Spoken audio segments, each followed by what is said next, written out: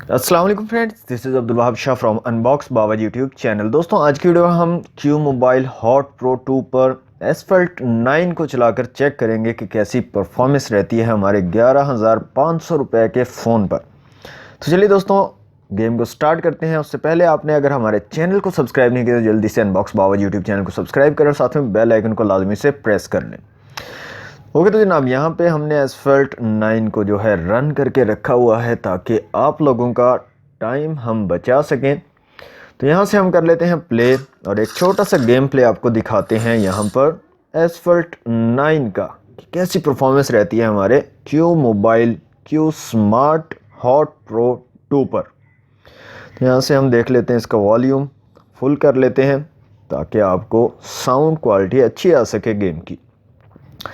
तो गेम हमारी दोस्तों स्टार्ट होने जा रही है।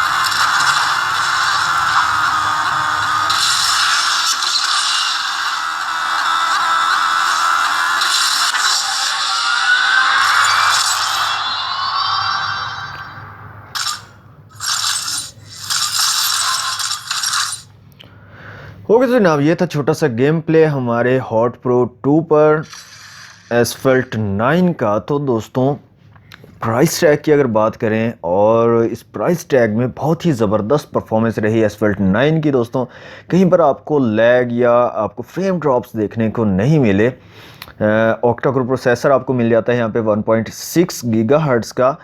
तो ओवरऑल अगर देखा जाए 11,500 रुपये में दोस्तों this performance is not bad.